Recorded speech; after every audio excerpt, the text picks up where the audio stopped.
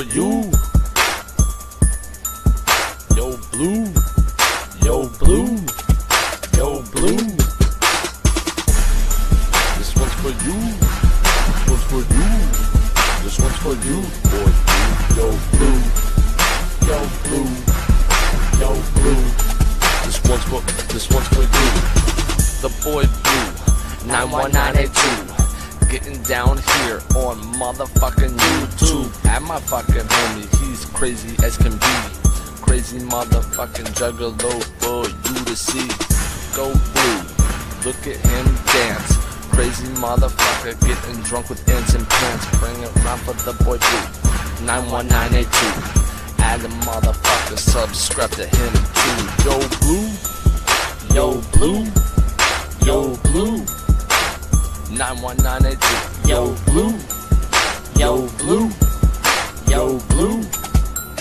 91982, the boy Blue. He's got that clown ass face, a wicked little laugh, crazy eyes up in this place. Bring it back, motherfucker, for all that fucking shit. Look at this wicked ass homie on his head. Bring it back for the boy Blue. 91982. Let him come up to YOU. He's going crazy, motherfucker, up on this space. My space, the bitch, and you'll get him in your face. Yo Blue, yo Blue, yo Blue.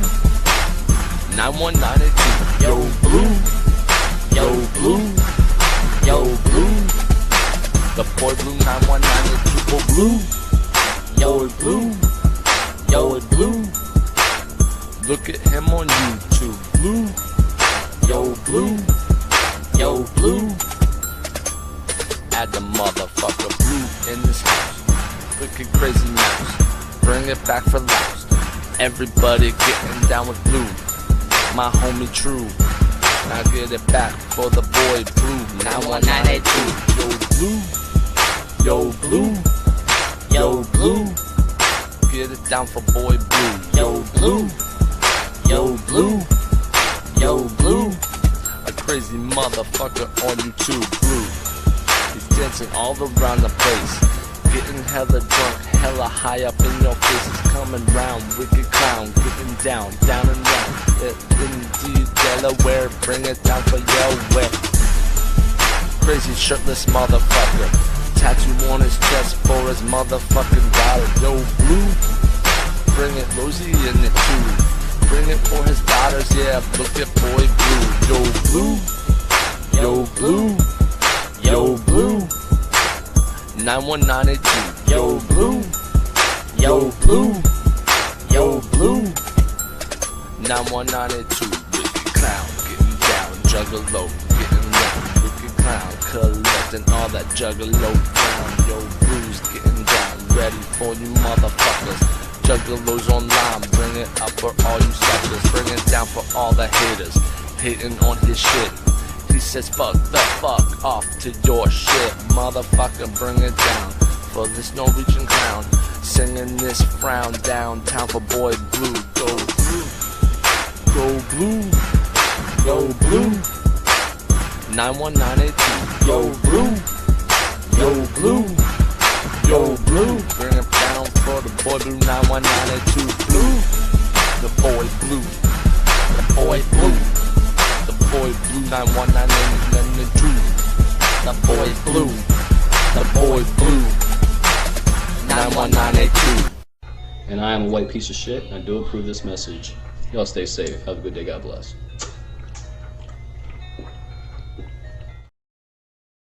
Oh, this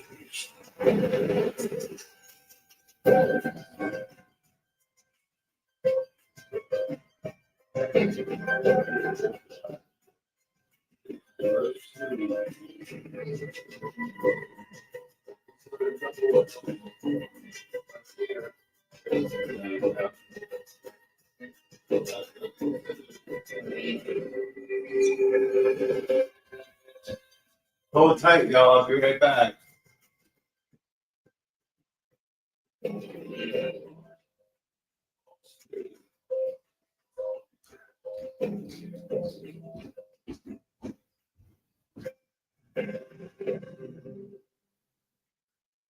So the previous broadcast, we brought you the story of one of the most infamous serial killers in history, the Boston Strangler. At that time, we questioned whether the man held responsible for murdering 11 women, Albert DeSalvo, was in fact guilty. Recently, major new information has come to light that potentially proves DeSalvo did not commit at least one of the murders. Join us as we examine the latest theories and evidence in this intriguing case. Perhaps the real identity of the Boston Strangler will finally be revealed.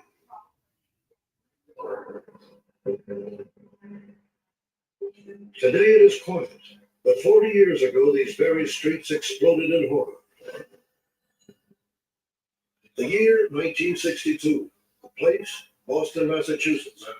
The first known serial killer in American history was on the prowl.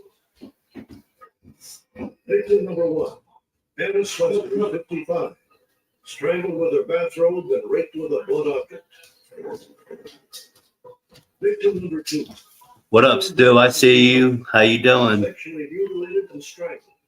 Her bra twisted into an enormous bow under the chin. Victim number 3. Nina Nichols, 68, strangled. Her nylons tied into yet another gruesome bow. It was only the beginning. Over the next 2 years, 8 more women fell victim to the psychopath. All but one were brutally choked to death in their own homes, their bodies posed in hideous positions. The city buckled under a frenzy of fear and paranoia. Stepping into this maelstrom was Albert DeSalvo, already facing a lengthy prison term for an unrelated series of rapes. DeSalvo admitted that he was the Boston Strangler. A wave of relief and calm passed over the residents. Order had been restored. The sadistic killer was finally behind bars. But many believe DeSalvo had reason to falsely confess. Hey, where'd everybody go? Birthday, put my arm around back. Right. And then I put the pillowcase around my neck. The first thing that Albert hoped to get out of being known as the Boston Strangler was the fame of it, because he desperately wanted to be famous, even if it was something terrible. His second goal was to avoid a prison sentence. He had apparently been convinced that if he confessed to the Stranglings, he would be sent not to prison, but to Hey, Pop, can you hear me? private institution where doctors would study him. Do you remember playing any doctor? Yeah, I did. But if he was lying, DeSalvo's confession was uncannily accurate. Many investigators were convinced he had to be the killer. It's two. If you had heard him go into detail and tell you exactly how the furniture was and what it was adjacent to and so forth, you know, nobody could tell you that much of it. After 8 years of research on this case, one thing I'm certain of, and that is that Albert DeSalvo was not the Boston Strangler. There are a number of very good suspects. None of them happen to be Albert DeSalvo.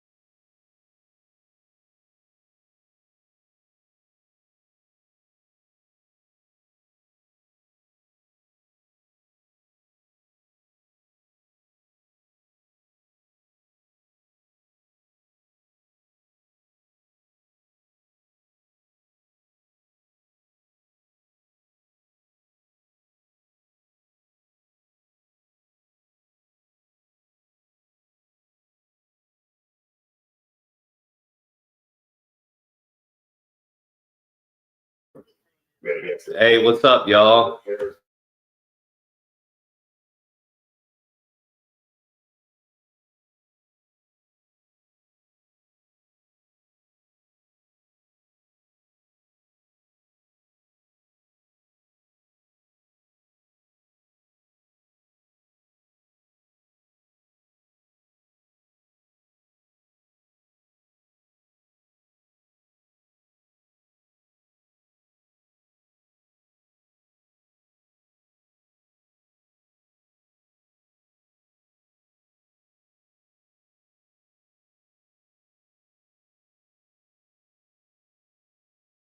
And they're not someone we can account for. I'm sorry, I just had a phone call.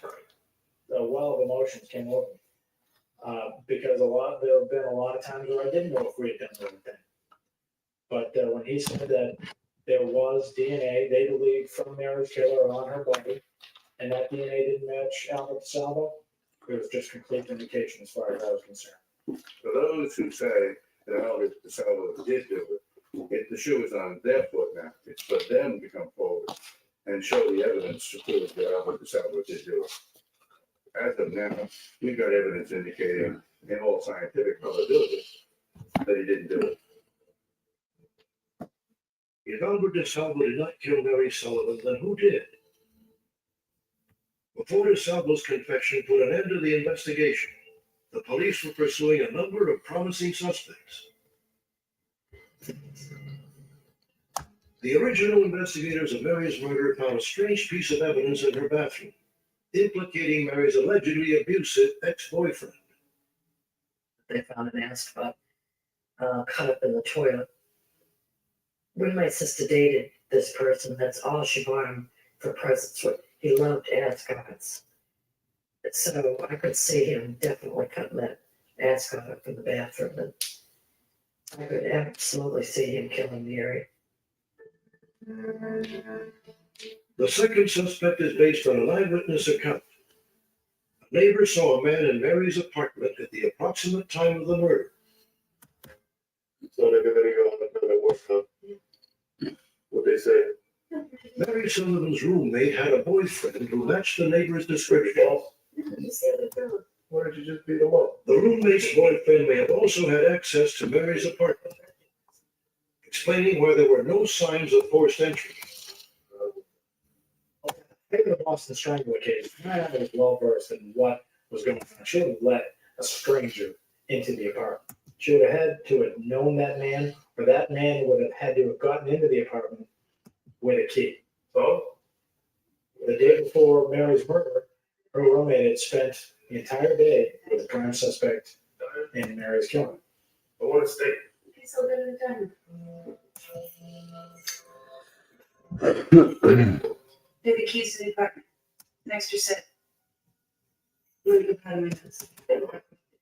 Her apartment key had gone missing the day before she was killed. Now, this key hadn't fallen off the keychain, it was taken off. You live in Vermont? No. You know, The suspect was brought in for a lie detector test. Did you take a key from Mary Sullivan's apartment? no, Did you kill Mary Sullivan? no. They front, please. According to police, his responses were deemed untruthful. Once DeSalvo confessed, however, investigations into this suspect and Mary's ex-boyfriend were closed.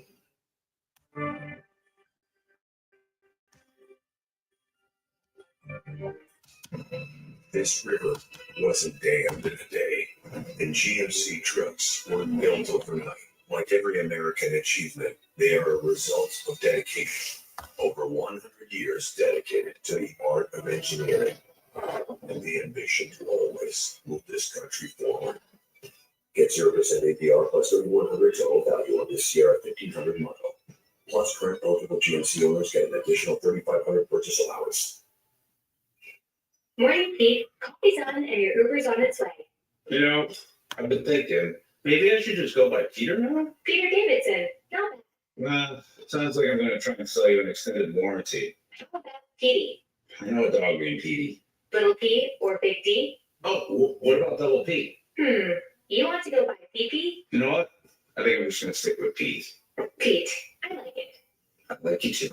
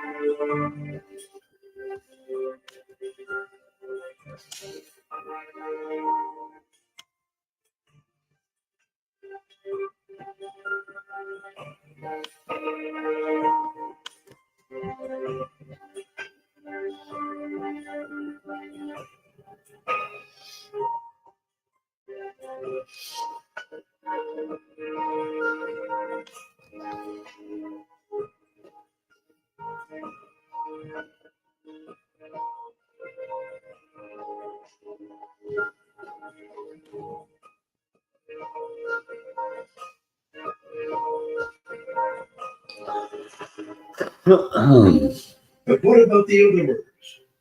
Author Susan Kelly's extensive investigation has revealed that the police have promising suspects in many of these cases as well. If Albert wasn't the Boston Strangler, who was the Boston Strangler? From what my research indicates, there wasn't one. There were many.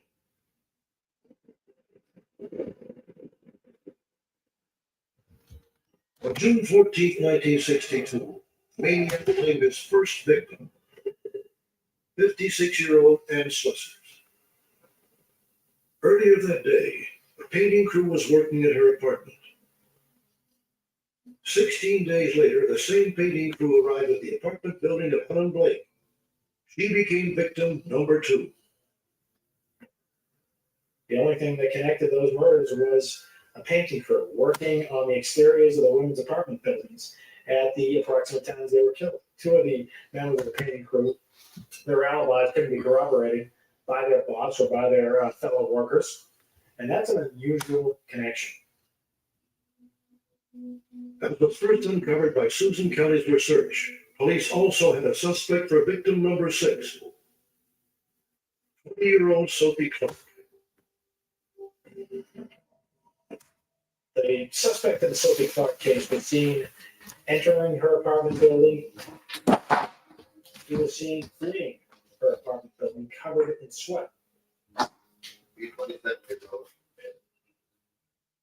Police identified the man and learned that he had dated Sophie at least once. He was given lie detector tests on 2 separate occasions, and according to authorities, failed both. Victim number 7 was 23-year-old Patricia Bissett. In this case, too, Susan Kelly discovered that police had a viable suspect. Patricia's mom, who discovered her body.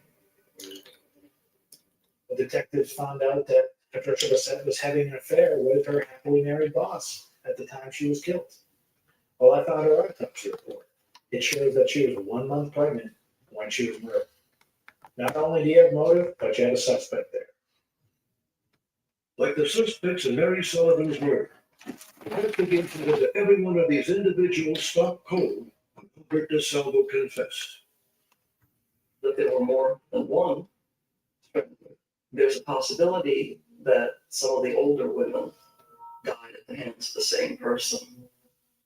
Each of the young women who died was murdered by a different individual who had his own motives.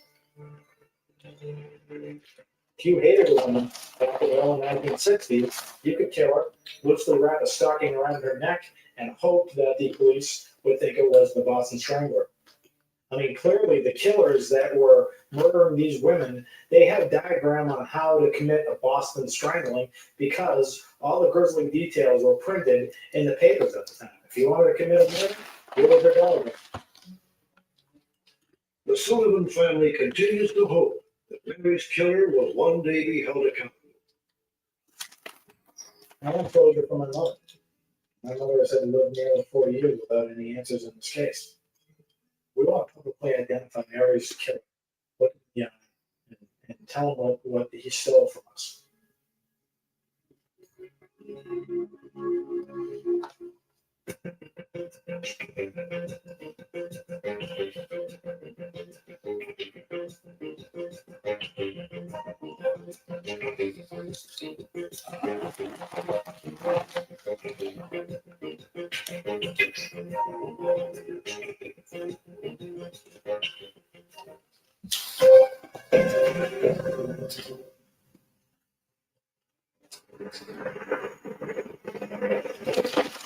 Yeah, like him, right? Right in the driver's side window.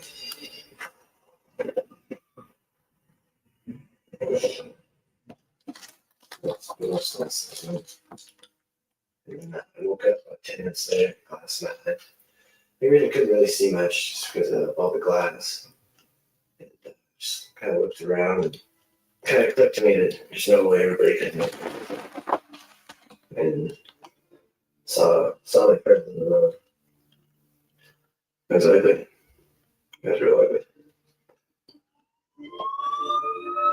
Matt Wagner has somehow survived the devastating four-car accident on State Road 270 outside of Pullman, Washington. 3 of his closest friends were not so lucky. Brandon S. Close, best friend Ryan Sorensen, my girlfriend Stacy Moore. Stacy was my daughter, Stacy Gretchen Morrow. She was 21, gonna turn 22. Student at Washington State University, and just one of the most beautiful young ladies I ever knew. Shortly after the fatal crash, Stacy Morrow, along with Brandon and Ryan, were honored at Washington State University Memorial. I didn't know what to do, and I had mixtures, of course, of sadness and just rage that something like this would happen. I mean, nothing's been the same since. It's just like a nightmare that should have been, that could have been easily avoided and was totally unnecessary. Police believe that Frederick Russell, a 22-year-old honor student, recklessly caused the accident. He was charged on 3 counts of vehicular homicide and 4 counts of vehicular assault. But Fred has his share of supporters. Do I believe that that accident was caused primarily by my son? I don't. I think there were a lot of causes, and I think there were a lot of people responsible for what happened on that road that night. That doesn't make it any better than it was. That's just an interpretation of the facts. My sense of what Greg Gressel is doing in this case is that he is defending his son beyond a reasonable amount and is making statements that are trying to cloud the issue, spread the responsibility, and excuse his son to try to get this young man off the hook for the deaths of my daughter, Brandon and Ryan. The punishable charges against him. Russell is from a respected family whose father is the chair of the Criminal Justice Department at Washington State University. He doesn't believe Fred is solely responsible for what happened that night, but the victims' families vehemently disagree.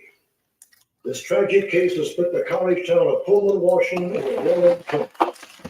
Many believe that only the driver that night, Fred Russell, can stop the outbursts of rage and grief.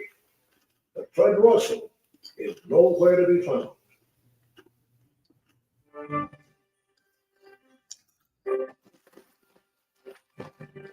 Mohammed Abbas, a Palestinian Authority, runs Pay for Slay, a bounty system paying lifelong salaries to terrorists for murdering Israelis. They are taught this at a young age. The healthy person is simple.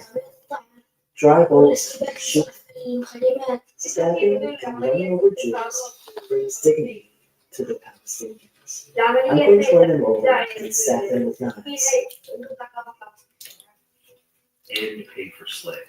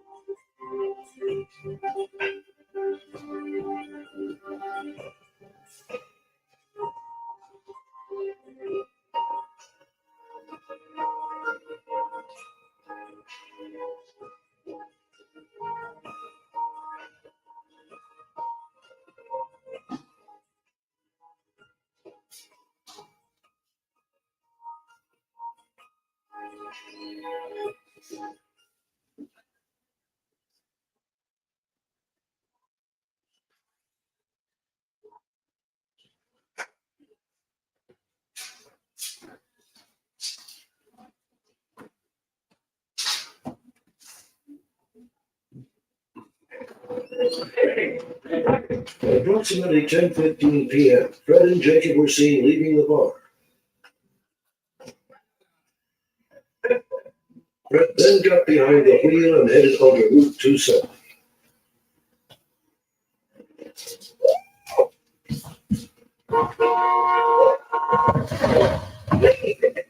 According to police reports, Fred came upon a slower-moving vehicle in front of him.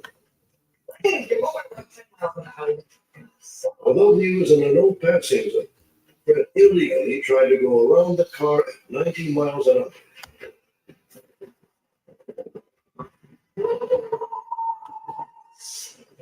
Police believe that Fred's Chevy Blazer first struck a Geo prison heading in the opposite direction. Then a Cadillac carrying 7 college students.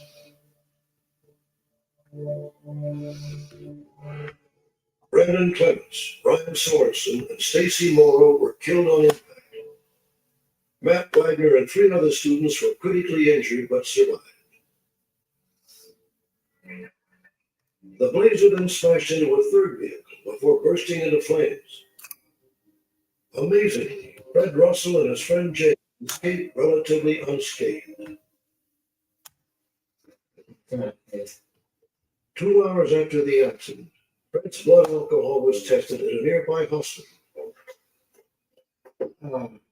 It measured .12, well above the legal limit. Later, Fred Russell was arrested at his home, charged with 3 counts of vehicular homicide. Fred Russell's bail was set for $5,000, which his father Greg had no problem posting. Fred would remain free until his trial. In fact, he was even allowed to drive to and from work. It's pretty hard to take. You know, when you lose your 3 friends, it feels like someone murdered them. I feel like the guy should be behind bars right away, and he shouldn't be able to be out in public anymore. That the bail is so low as to be nothing other than a slap on the wrist is almost insulting to victims and their families. We believe that he poses no flight risk. Now, whether there was a personal connection between Judge Frazier and Greg Russell, the Dean of the School of Criminology at WSU, I don't know. I do believe, though, that Greg Senator was one of the reasons why Frederick Russell was allowed to be out on bail and why that bail was so low. I would imagine that 99.9% of the time, most judges in this country in the same situation would have done the same thing. Public anger began to grow as Fred's team of lawyers prepared his defense. Motion was filed disputing the blood alcohol finding. Challenges were made as to whether Fred was really responsible for the accident. Fred did it. Reports of the deceased driver of the Cadillac. They indicated there were drugs and alcohol in his system. Drugs and alcohol. Toxicology reports of other occupants that showed that there were drugs and alcohol in their systems. What up, lady mistress? Meth and marijuana. There was absolutely nothing in the system of the decedents that contributed in any way either to the collision or to their subsequent death. I think that I just farted and it really smells. Greg Russell, that It smells like Cheez-Its. is clearly intended to cloud the issue of his son's responsibility in this case is sinful. Works all right. Within weeks, Fred Russell and his supporters claimed that he became a target of the community's growing outrage.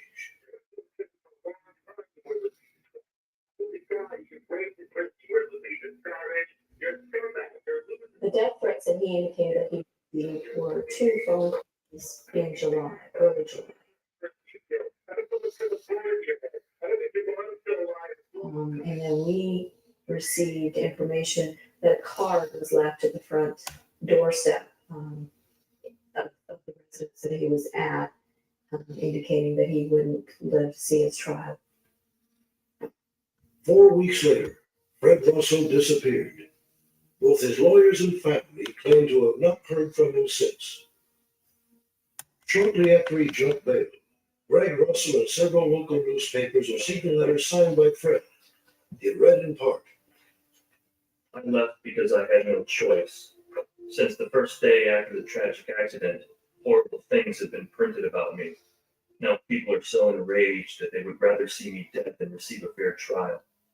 I maintain my innocence, but my life has been repeatedly threatened, so I cannot stay. Fred Russell's whereabouts are currently unknown. I think Fred Russell's on the run. I think Fred's accustomed to good things. Being able to go out before being break. I made chicken tenders breaded with ground up Doritos. Would find it Cool, impossible cool. for Fred to make his ends meet without assistance in some manner from some family member or friend. Since that letter, nobody in the family, to my knowledge, has heard anything from him. We don't know anyone who has heard from him. And I would hope that if anyone did, if any of my friends knew, if anyone in the family heard from him, that they'd tell us. What I would say to Frederick Russell is, you can't hide forever. And I've got a long time left in this life, and I'll find it. The Irish police arrested Fred Russell in Dublin clothing store where he was working as a security guard. He was brought back to the U.S. for trial. Russell was found guilty on 3 counts of vehicular homicide and 3 counts of vehicular assault. He was sentenced to 14 years in prison. He served his time and has been released. He has been released after calling the cyber police. Airbricks vibrant fragrances are infused with 2 times more essential oils. The advanced plug-in with a boost button and anti-fade technology can keep your home always inviting for up to 70 days. Come on over, baby.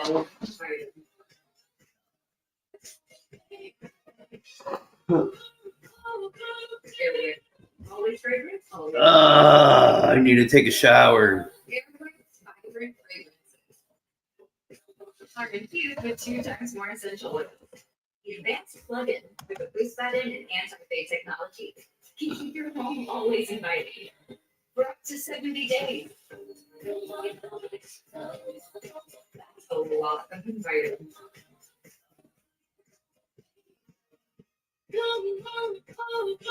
Airbricks, always fragrant, always inviting. Airbricks vibrant fragrances are infused with 2 times more essential oils. The advanced plug-in with a boost button and anti-fade technology can keep your home always inviting for up to 70 days. That's a lot of inviting.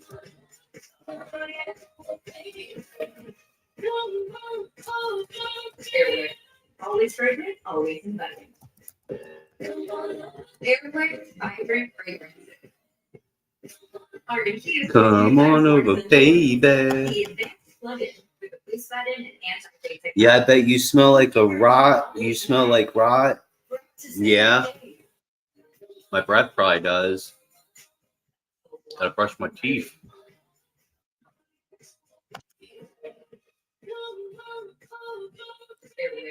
Always fragrance, always inviting.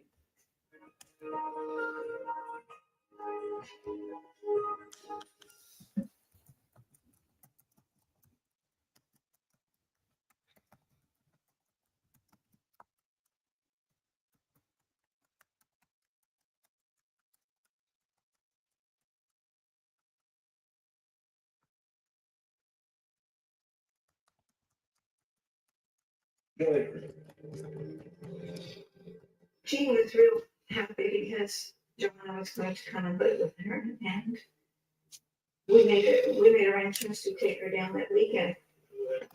2 months earlier, feeling a need to take a sabbatical from her marriage, Jean had taken a job as a cook. It would be a chance to assert some independence. However, other forces may have prompted her move as well.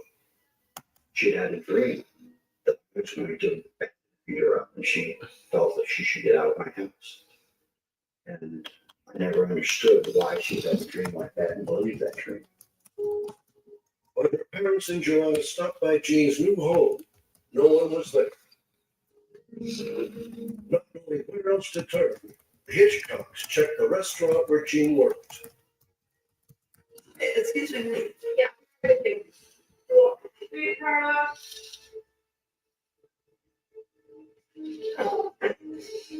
Yeah, Jean here. Jean will leave.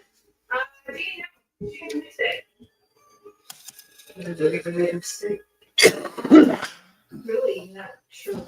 Did Jean, if she said she was going to be there, she would have been there. The next morning, the Hitchcocks rushed to Jean's room hoping to find a cipher. Sadly, there were no clues to where she might be. It was very difficult because at that point we were so worried.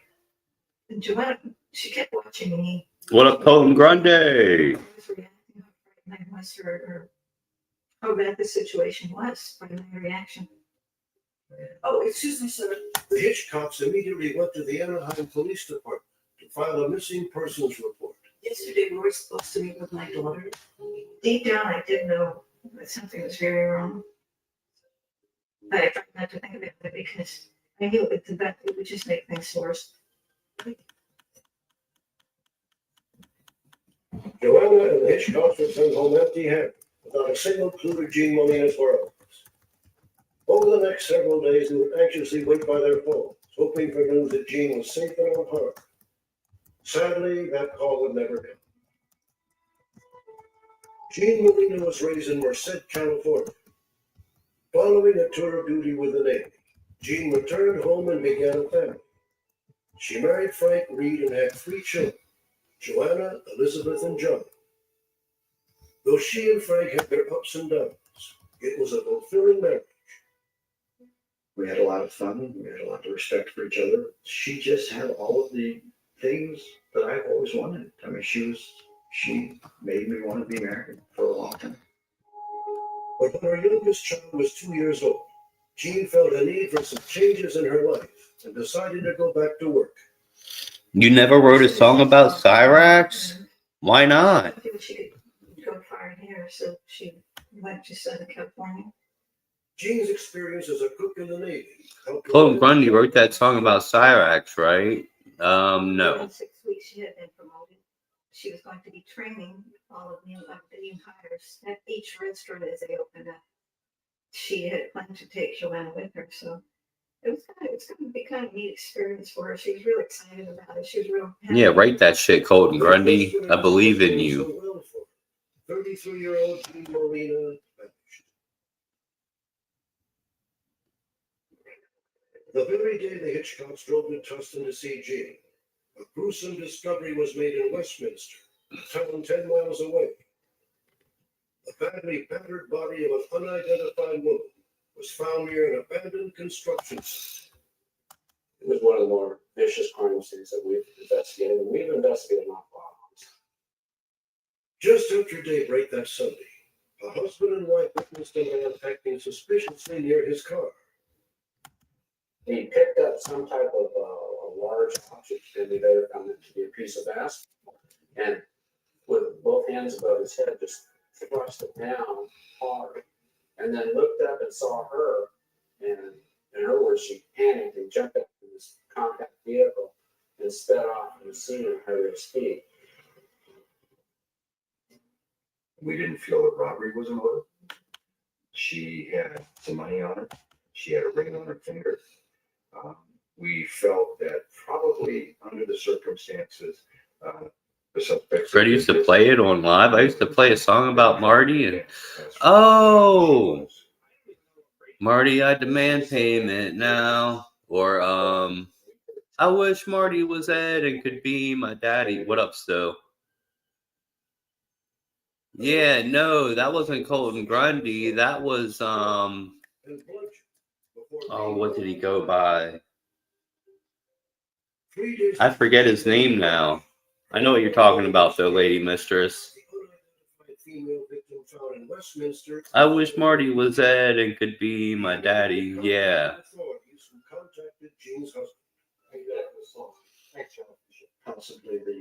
Marty, I demand payment now. How am I supposed to provide for my family? Fuck around. Tommy the Grundle Pincher. Thank you, Stu. Tommy the Grundle Pincher, not Colton Grundy. Thank you, Stu. Called me and told me that he had had to. I didn't have all the care enough. It was a horrible week and his day was worse, but somehow at least I can't say it was a relief. It was just, it made me angry. Despite Jean's real have been beating, investigators were able to quickly eliminate Frank Reed as a suspect. I've come to believe that the dream wasn't about me. It was a dream about something else, and she had foreseen what was going to happen to her. Detectives went to the restaurant and questioned Jean's co-workers. And the reason we're here, one of the things we found out was that she had worked on July 16th, just about till 11 o'clock at night. Open the panel. I can do that. Come back after signing out on the time card. She did come back and talk to this particular individual for a few minutes. That individual was short order cook Carlos Verdeja.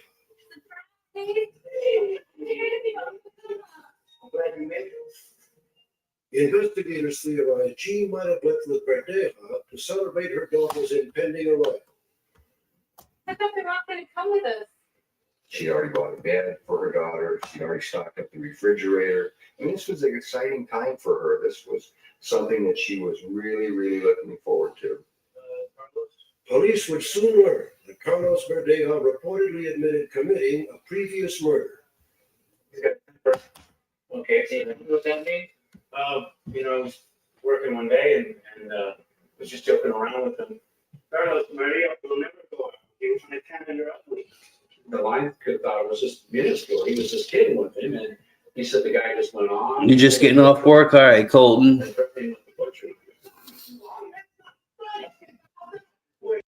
There's Lady Mistress. Oh, why are there two of them?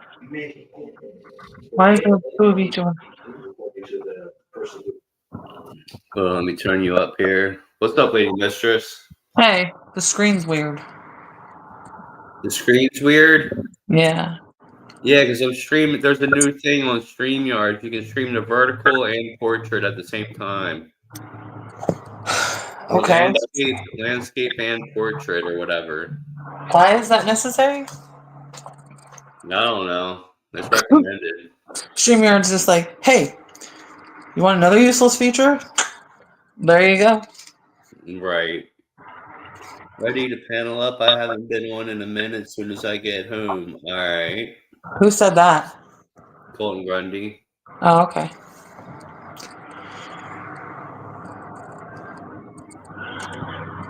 I gotta change my audio. Give me a second.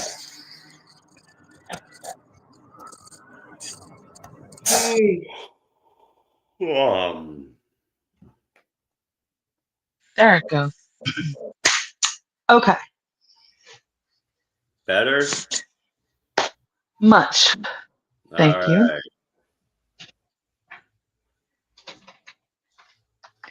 So,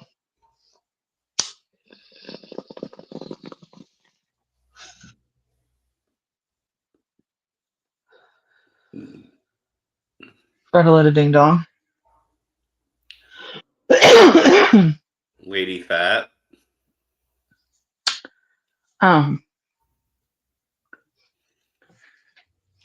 You gotta change your name one of these days, just for one stream, to Fredaletta Ding Dong. Yeah. I would Hey, man, freaking it laugh. snowed. It snowed up there in Ohio? It did. It snowed. Yeah. Not like right around here, but in Cleveland it did. We might be getting some snow tomorrow. I don't know if it's still in the forecast or not. I think it's supposed to snow here tomorrow too.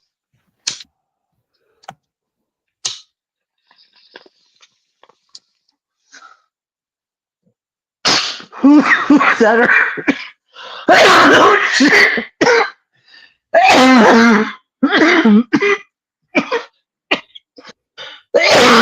Fuck.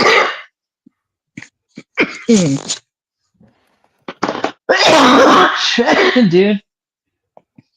Sorry.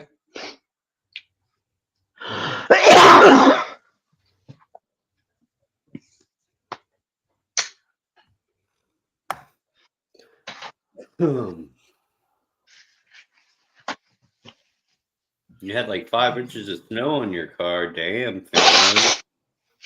Dang.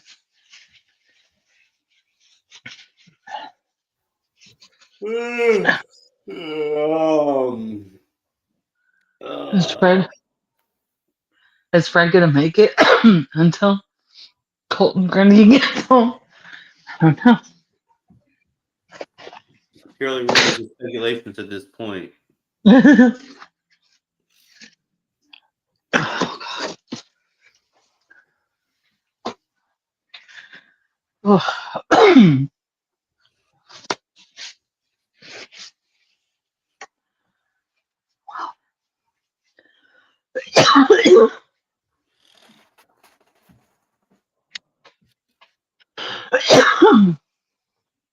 Marty, I demand payment now. How am I supposed to provide for my family? Fuck around and find out. I You'll be made getting this. $100 in a month. Guess I'm balling or something like that. What up, Lone Wolf? Your boy blew up on here, yo. Ready for a smoke and a King Cobra 40? Yeah. Let's go. Beer right now. Let's go, Colton. Someone donate so I can get some cigars and a beer.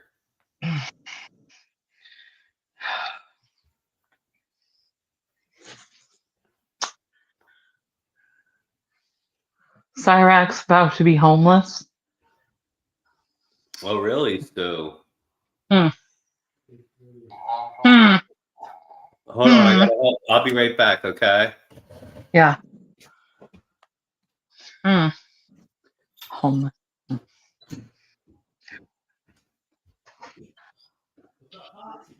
don't know how to feel about that. Like, what?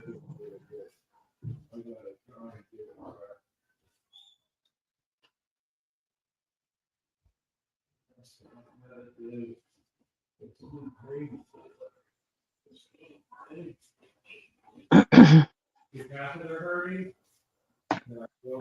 mean, I don't want people to be homeless, but I don't really care about that guy.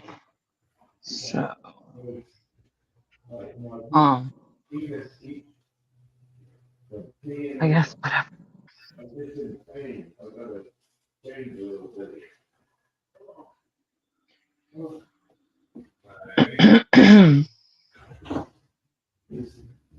Let me sit in here for like 10 minutes. You see if I can really get.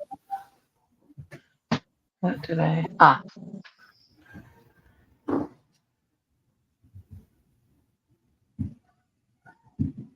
Well, I'm doing a YouTube show. I'm doing So here's the walkie-talkie.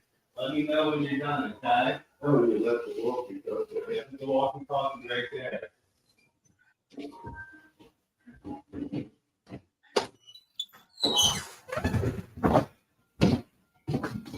Sorry, my pop-up passed to use the bathroom.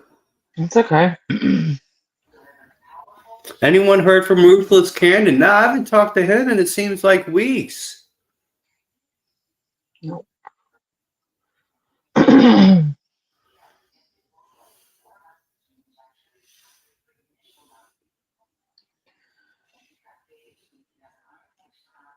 Yeah, I haven't talked to Ruthless Cannon in a while. I hope he's doing all right.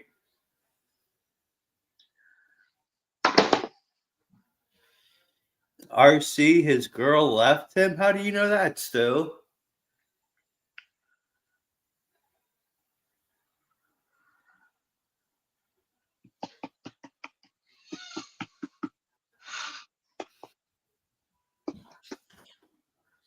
That'd be fucked up.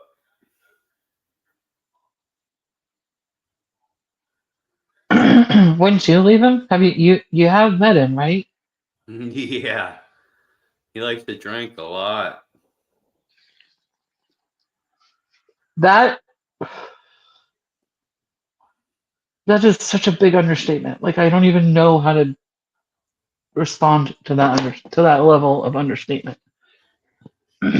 Right? You heard it straight from the man? Damn, Stu. Well, shit. Sorry to hear that. I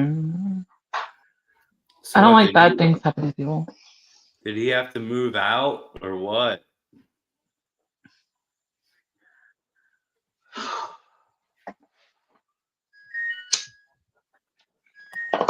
You're back.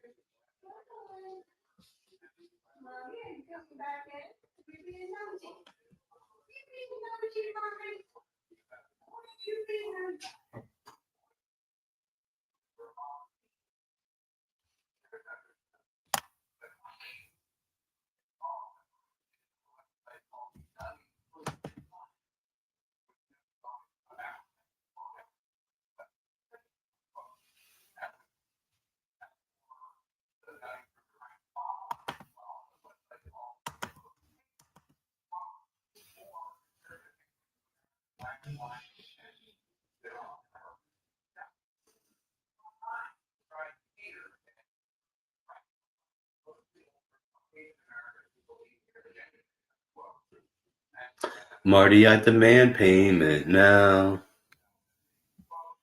How am I supposed to provide for my family? Fuck around and find out.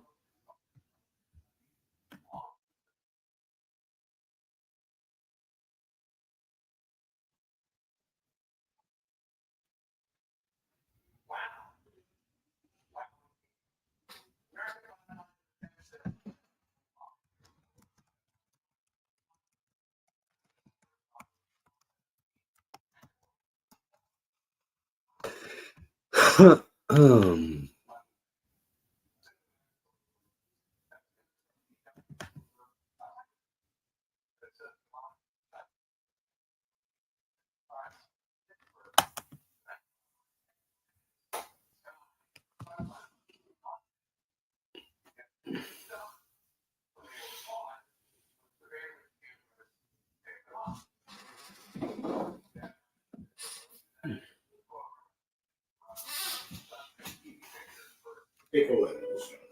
In April of 1996, a dozen chimpanzees, released from a research facility, arrived at the preserve. After years of confinement, most move in pain, halting steps, but one was remarkably different. His name is Oliver. Wow, you stand up. Look at you. When Oliver came outside, for the first time. He'd been 9 years in the lab cage. He walked out and he walked upright in a way that no chimp who was trained to walk upright would ever walk. His back is straight, his shoulders back, and his knees are locked. It's unique. Unique would be an understatement. In his youth, Oliver had been an international celebrity.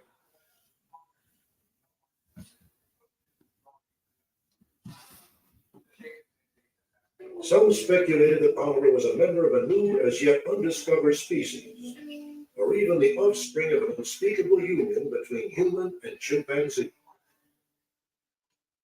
Since long before I helped start Primarily Primates, I had heard about the ape called Oliver.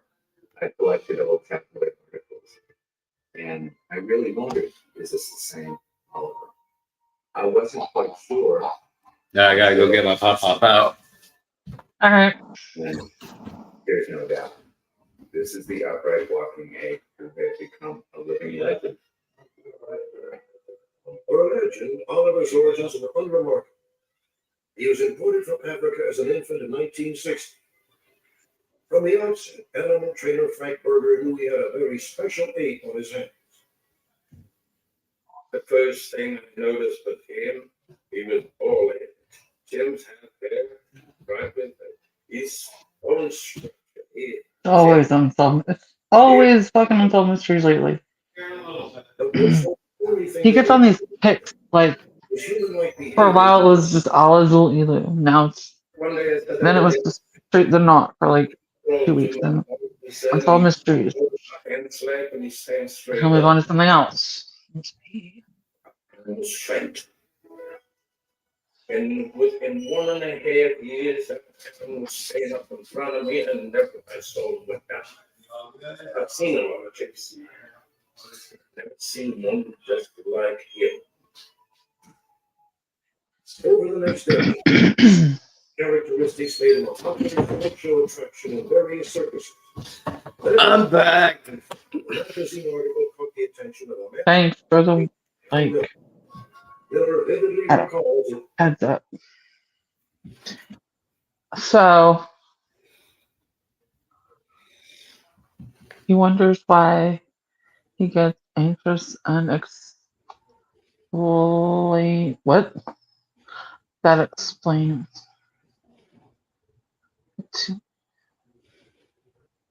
I can't read it. He said, oh Lord, unsolved mysteries.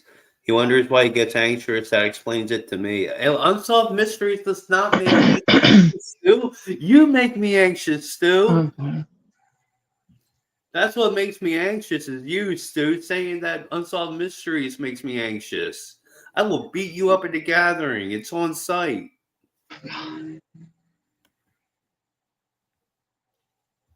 Think of something else to say. Something people would not expect. Oh wait, you already did. I have a job. That was something nobody expected.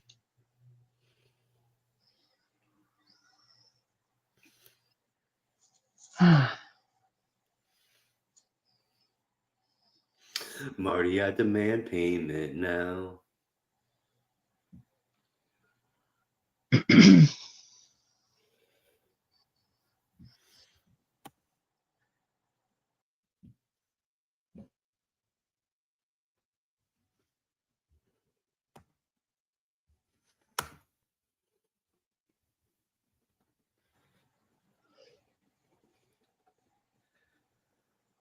Couple more hours till I give my pop his antibiotic injection. Is it so that you don't infect him with your Fredness? Yeah. Okay. So it's meant to keep the Fred bacteria away. Yup.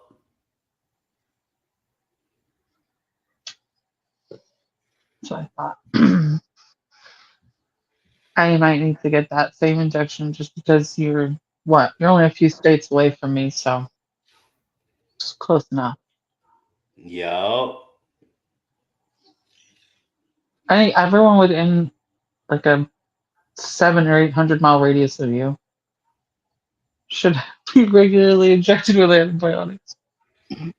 Yo.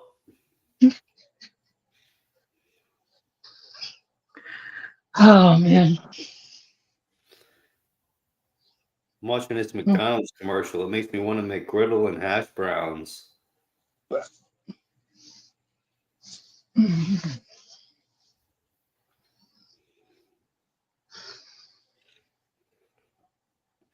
Marty, I demand payment now.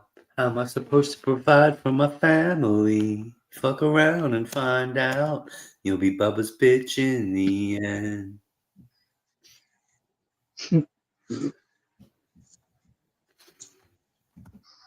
So what'd you do today, Lady Mistress? I don't know. I piddled around the house. Like I got some of my shit together, like my papers, and made some calls about medical stuff and just Fab. boring adult shit. I did fab a couple times, yeah, and played some games, watched TV, piddled around some more, cooked. Did you cook the Yeah. grilled cheese?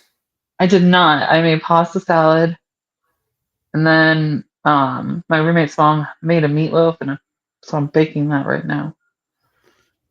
Ah. Yeah. I think I'm gonna make peanut butter cookies.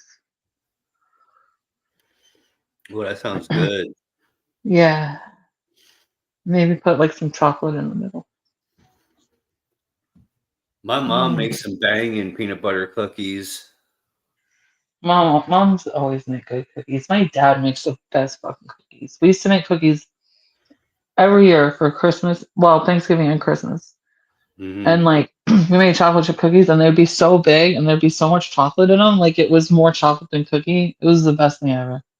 Nice. She also Yeah. makes some banging fudge, some peanut butter fudge and chocolate fudge. Oh, damn, that sounds so good. My mom It makes some is. really good fucking fudge too. Yeah, it is so good too. Yeah. My mom actually used to have a business, a candy business. She made fudge and sold it when I was a kid. Really? Yeah, she did really well for herself too. Mm. Yeah, it was. Oh my god, her fudge was so good.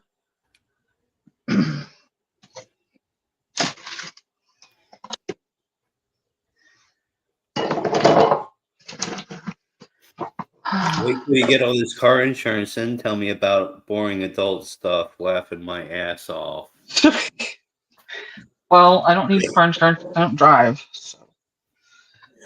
I have other boring stuff that I handle, like all the medications and doctors and shit.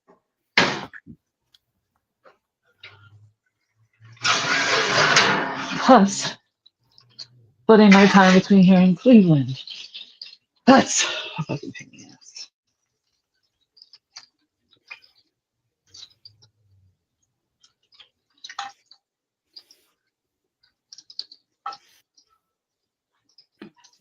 Oh, come on.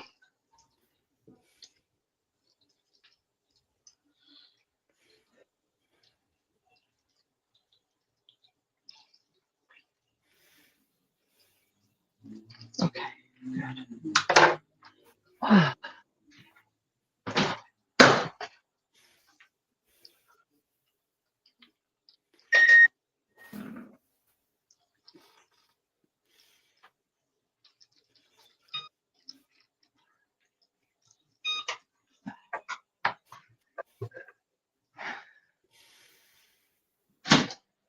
Look at that butt. Stop.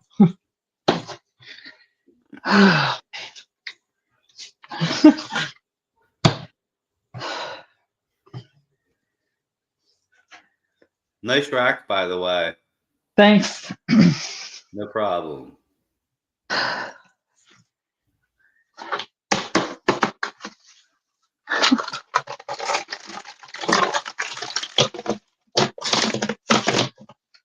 feel like having some peanut butter. Let me get a spoon.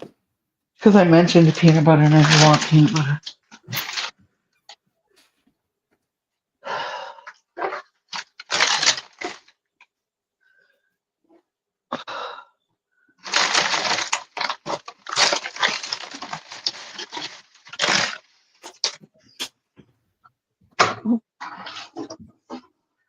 I'm gonna start a new podcast.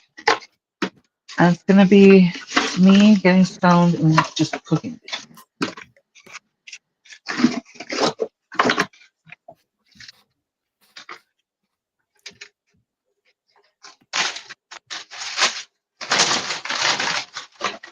And baking.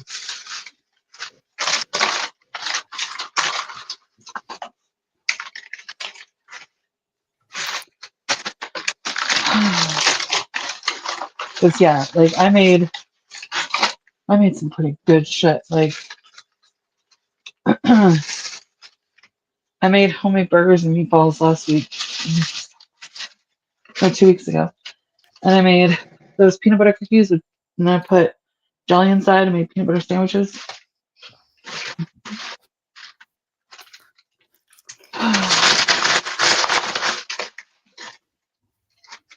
Oh, and then the Dorito crusted chicken tenders. Man.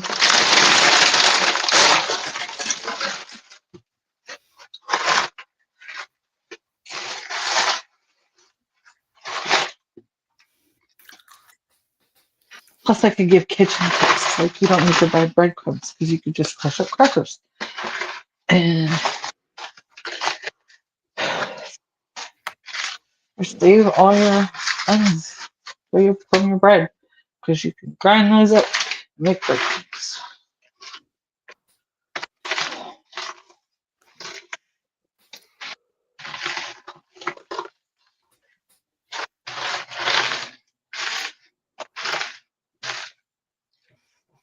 You're not a real juggalo, lady mistress.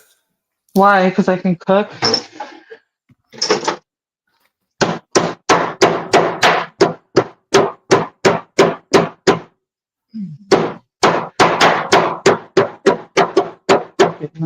Aggression.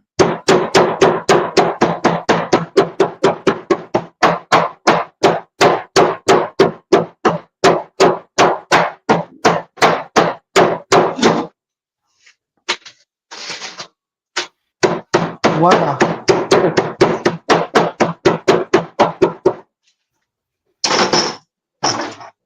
What's making all that racket?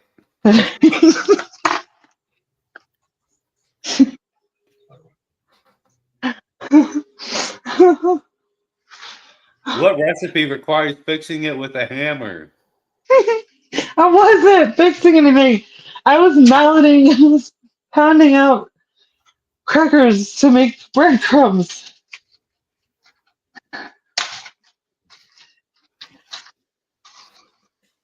Are you one of those juggalettes that don't like being called a juggalette, but a juggalo? I prefer being called a juggalo. Oh, Not yeah? a juggalette. Yes.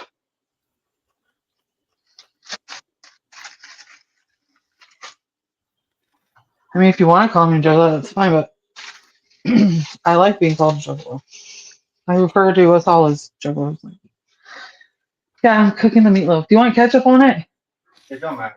Okay, because I want to put ketchup on the top. Well, do we have tomato sauce?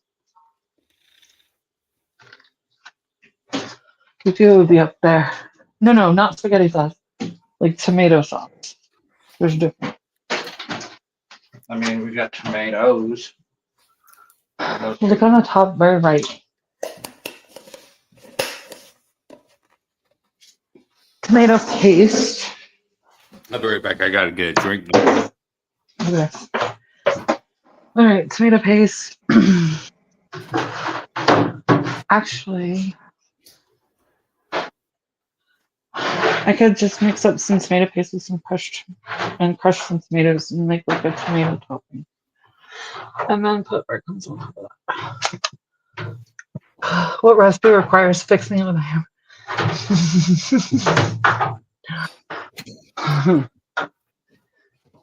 I need tomatoes.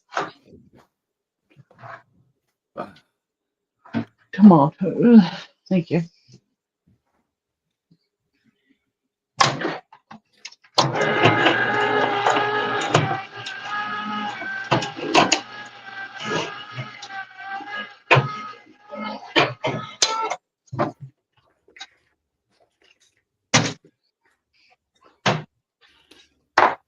Okay.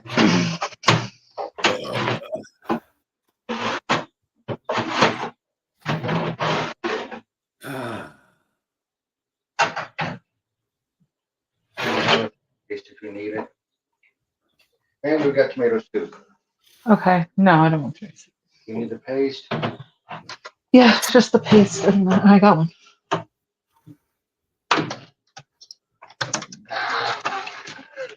Okay. This can is too small. Where is it?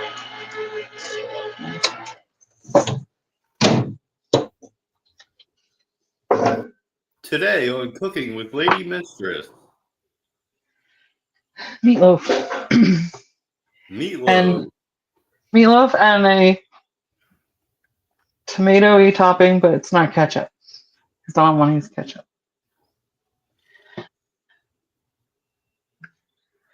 So I got tomato paste and peeled tomatoes. I'm going to crush the tomatoes and mix them with the tomato paste and make like a saucy type thing and put it over the meatloaf.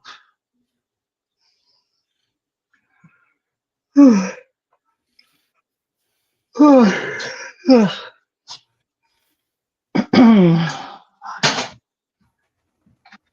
am tired.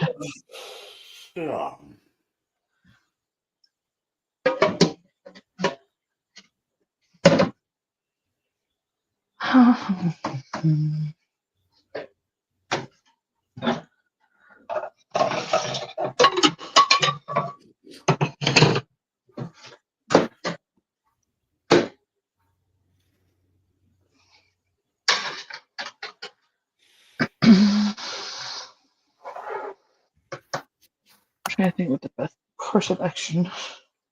This kitchen is so ass backwards. I hate it.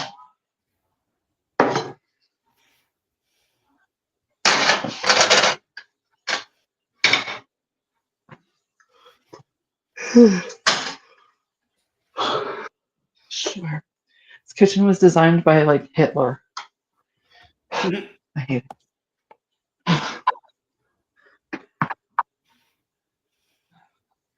If that works. Okay.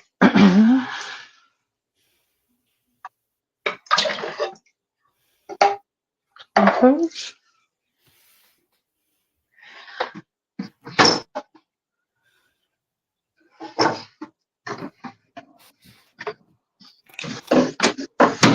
I got something to crush them.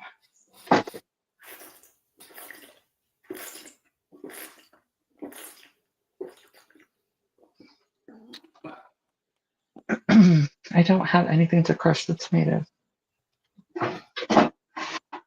Use your butt. Use your butt. I don't want to use my hands.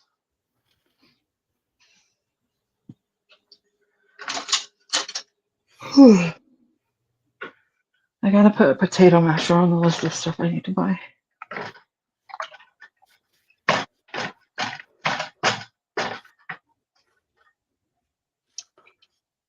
And a blender.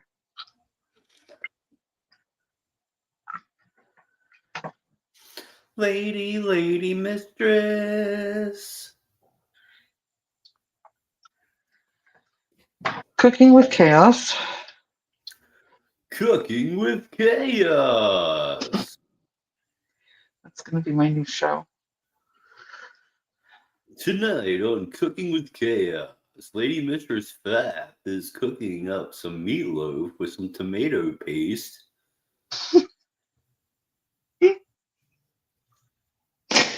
With some crushed up crackers used as breadcrumbs.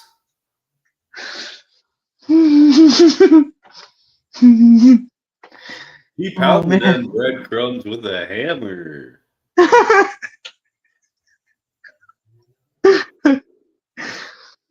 How do people like podcast?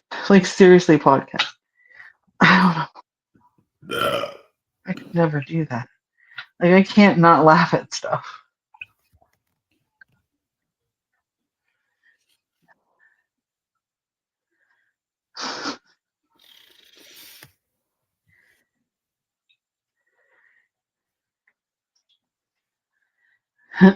And if you're crushing tomatoes in a pot on the stove,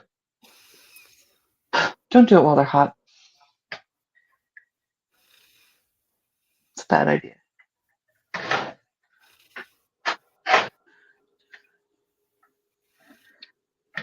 And if you can't figure out why, try it and find out.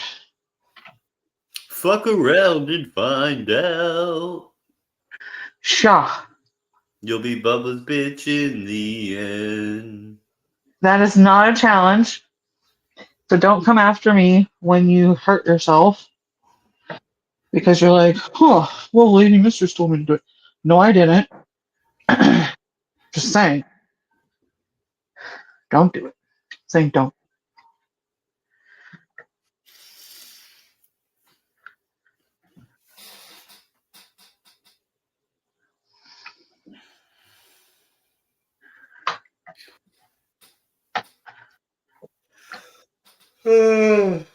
No. Like, I'm 3 sheets to the wind stone. And even I know that you shouldn't do that. So, yeah. Just I need to get my meds together. yeah, you do. You're starting to annoy me. Take your anti-annoying meds.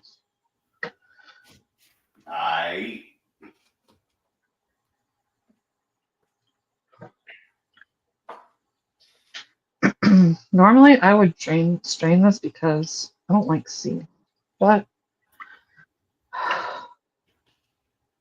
it's not that important right now.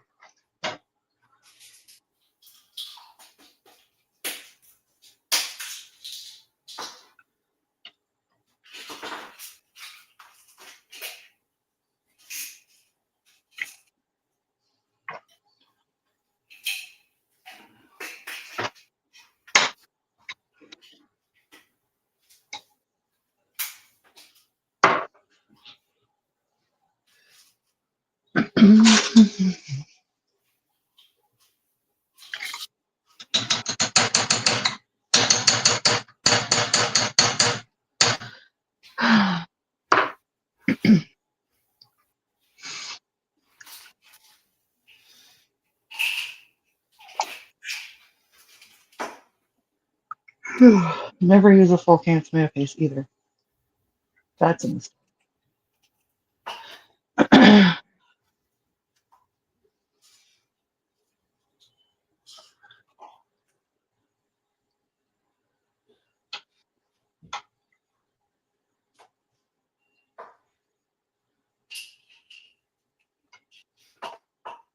Another mistake, sugar and tomato sauce.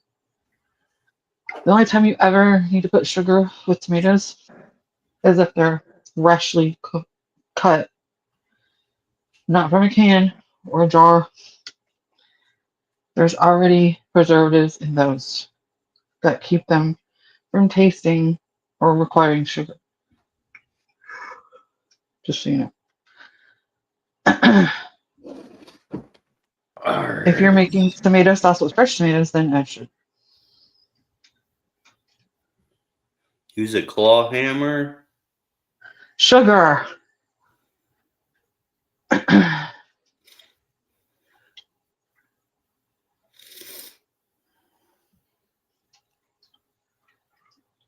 Yeah, my boy was supposed to bring me a Super Pop Faygo today, but he was working overtime and he couldn't make it. Super Pop, I don't know. It's okay. It tastes like a mixture of like firework and bubble pop. It's alright. Yeah. Yeah, I mean, bubble pop's way better. I think he has a bubble pop for me too. Good, yeah, try that. Oh man, it tastes just like bubble tape. So good.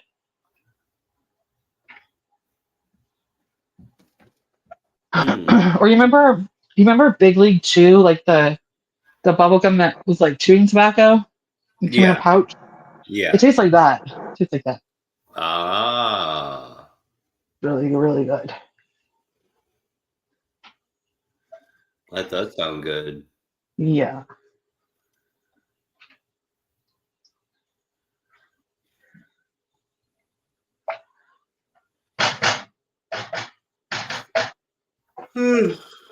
Only thing gonna add.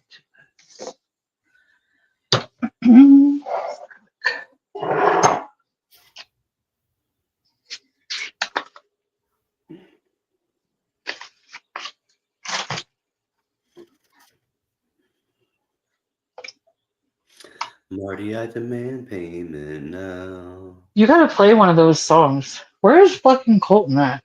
Didn't he say he was gonna come up here? Yeah. He probably got sidetracked by beer. Yeah.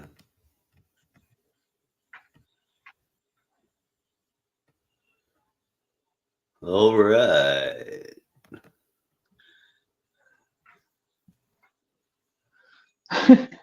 Every time he comes up, him or RC just say, "Welcome, whoever there. Brought to you by beer." RC busting up on the panel with the blood alcohol content. Oh my god, I forgot who actually came up with that. I think it was like Vaughn or something, or Colton or someone like that said that very first time, and I fucking laughed my ass. That was the funniest shit I had heard at that point. I thought it was you who came up with that. I didn't come up with that. It wasn't me. Oh. No, it was one of the trolley trolls. I just stole it. Yeah. Yeah. I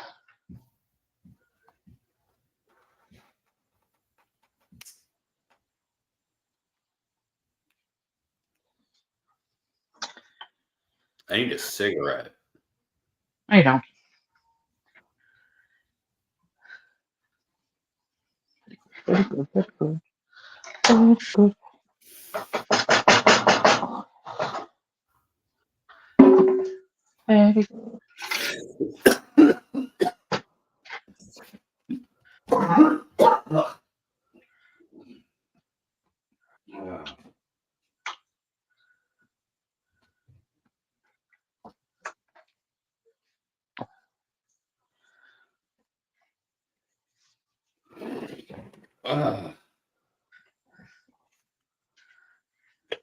This bake's not dead. It tastes like shit. Yeah. Gross. Okay. Back in the oven on grill.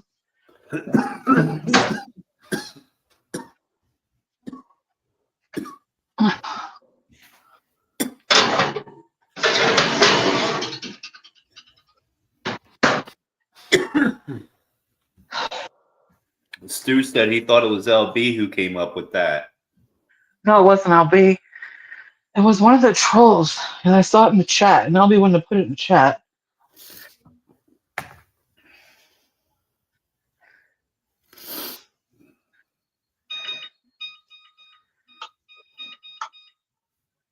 Okay.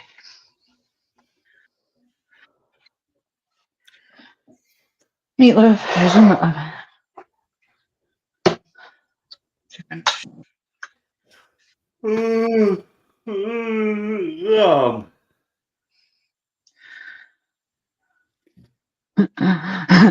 He's a climber. Blue, I see you trying to look at Lady's ass. He didn't try, he did. You know what? Tastes like shit? Shit. Very poignant, Stu. You would know, Stu. Hanging around LB, you would.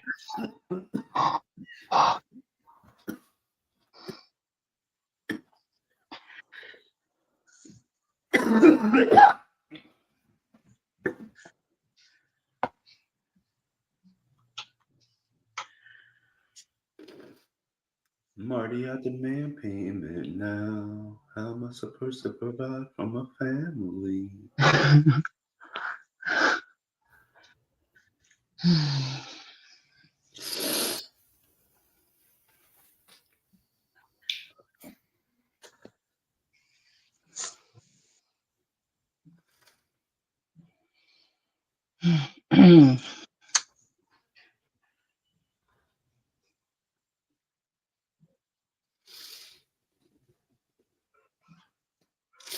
Damn, today's only Monday. Yeah. Yeah. Tomorrow's Veterans Day. All right. That means there's no mail, No mail. which is good. That means no bills. And a day without getting a bill in the mail is good.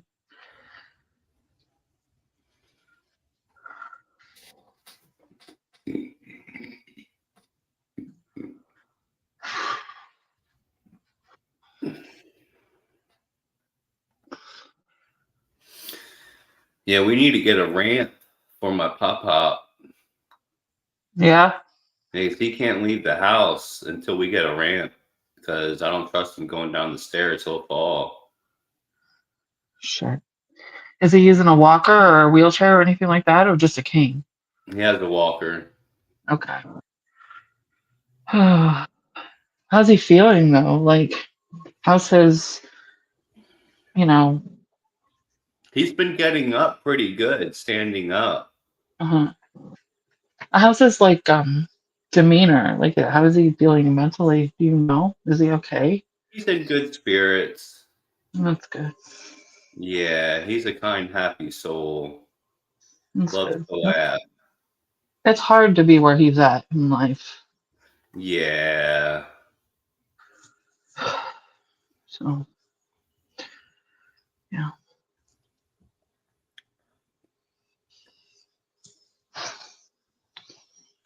I mean, on one hand, like he's ready to go, but on the other hand, he's pushing through it. Yeah. Well, how old is he? 86.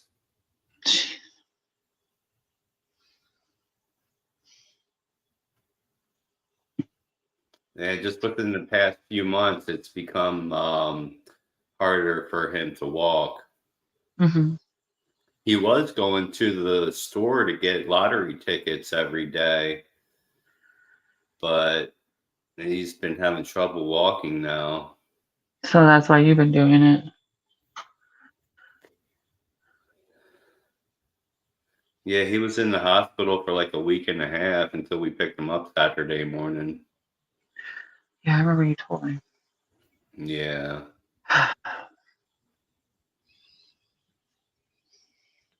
Mm.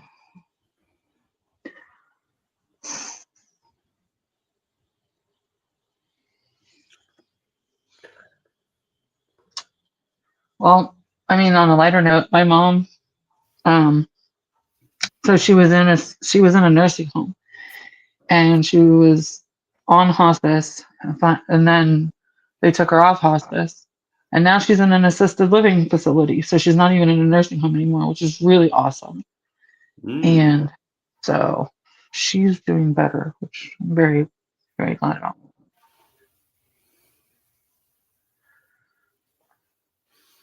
Are you sure? I thought they just sent out 25% of people's food stamps the other day. They sent out food stamps. I got my full food stamps. Full? Yeah.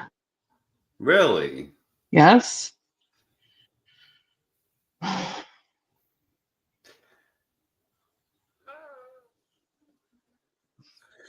Not a lot, but I got it all.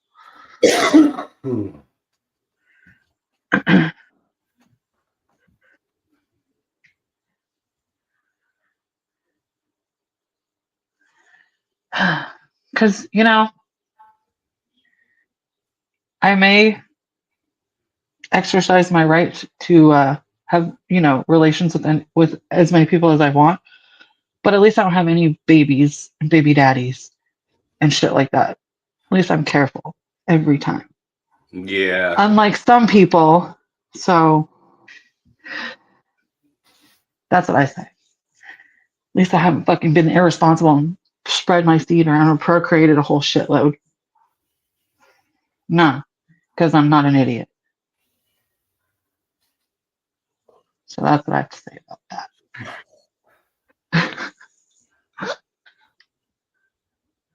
And you know who that was in? You know who that was directed at, right? No. Come on. Who do you think? What up, Cryptic? Hey, Rob.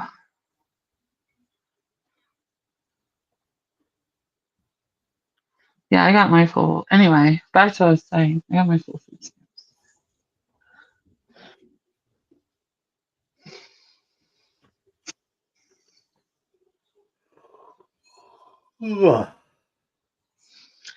I'm talking about idiots that just go around having babies because they don't want to do anything else. LB. Oh. Sorry. That's what I was talking about. Some No, dude. don't leave me, Rob. I Oh need shit, they you. saw me. Hi, Rob. Nope, you can't go anywhere. You're not allowed to leave, Rob. Neither of you. None of you are allowed to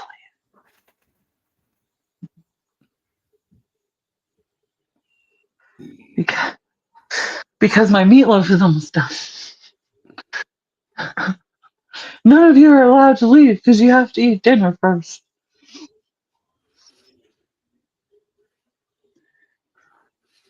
You need Jesus, lady mistress. No, I don't. He's dead. That dude died over 2,000 years ago. Can you people just let it go? Please. God. I think he Rob was said, Mussolini or some shit like that. Rob says you're going to have to sit on my face to get me to stay, Get the Stress. fuck out of here, Rob. The fuck out. The fuck out of here. No. Take your ass on out of here. Go find something to do. It doesn't involve me.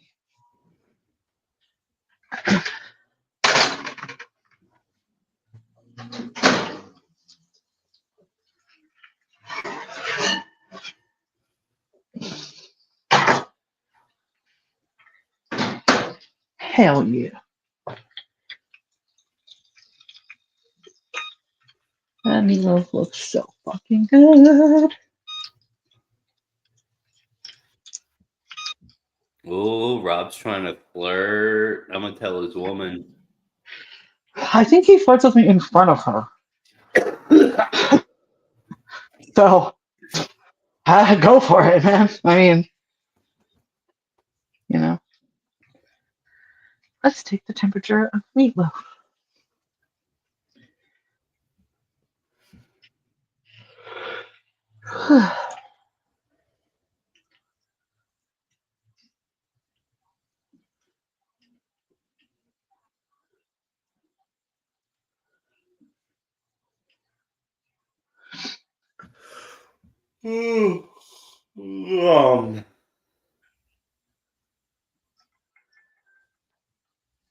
Perfecto.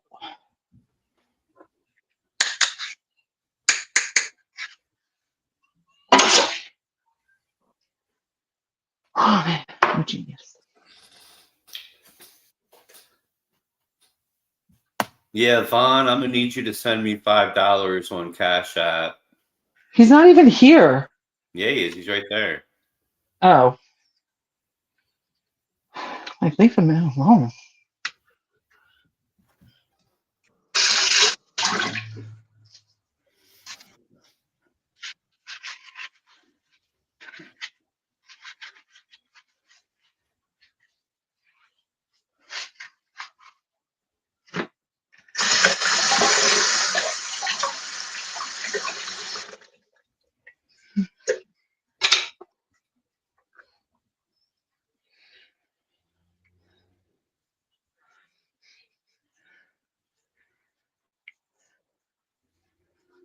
you just spray cologne? No. Yeah, Stu, I'm gonna need you to send me $5 on Cash App.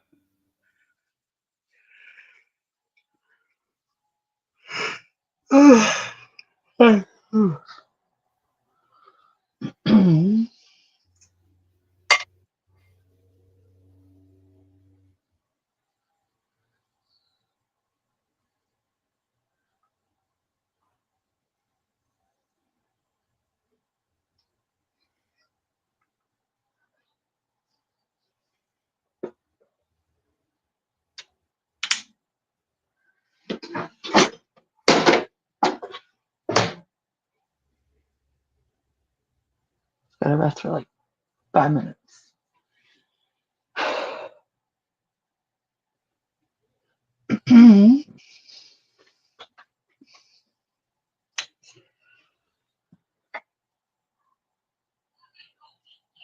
Okay, time to catch up on my time.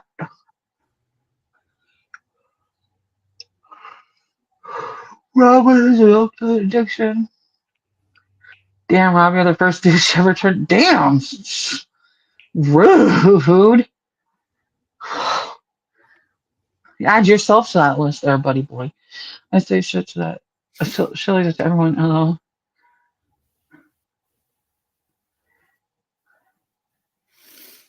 I don't understand what he said. Rejection is my acceptance language. Nah, Von Stickman. Why me? Add yourself to that rejected. That guys, I have, will, or I have, will, or going to turn down. Or wait, those are the same things. I have turned down, and I will. Anyways, I would turn you down. I requested 5 on Cash App, Vaughn. Can't be. You can't just go around requesting money from people, dude. What is that like? Is that like the new generation's panhandling? Like you just use an app and you spam all your friends. Hey, can I borrow $5? That's like standing on the street corner back in 1985 and asking for like $1.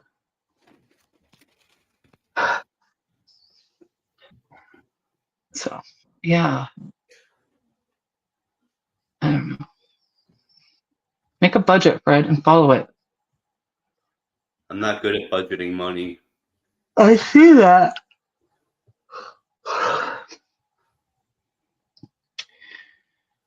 Make a budget.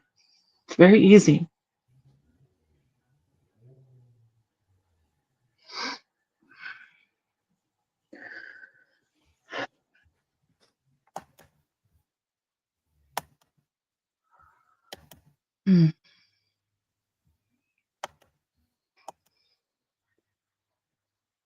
Damn, look at that crooked toupee.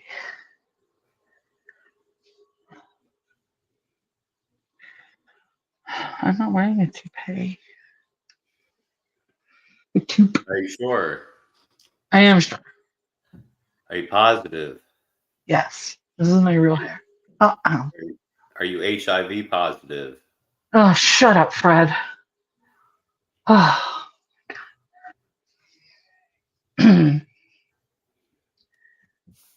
If you ever have a wife, when she dies, if she dies before you, her epitaph will probably say, "Shut up, Fred." Yeah.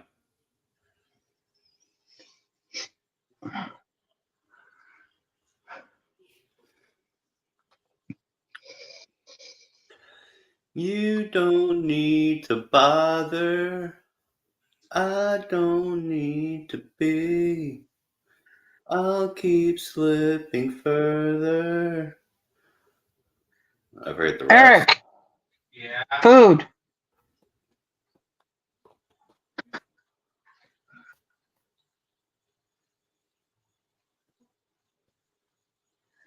It's one way to get you out of your room.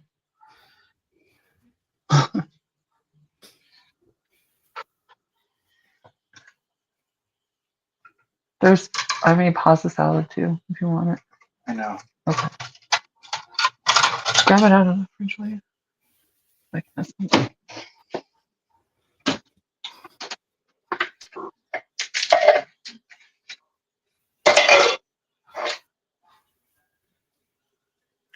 Need to save this can. Okay, I'm gonna eat dinner. Bye. All right then, lady mistress. I'm gonna go take a shower, so I'll talk to y'all in a bit. Woo woo. Donate if you can. The joy of whole room freshness. Glade Plug-in Scented Oil Fan. All around you, you don't even know it. It's the only freshener to use a continuous built-in fan. It's just there in the air. Unlike some fresheners that seem strong just around the outlet, the Glade fan continuously circulates fragrance throughout your whole room. This shit'll blow your motherfucking mind. Magic everywhere in this bitch. Plug-in Scented Oil Fan from Glade. The pure motherfucking magic of fragrance.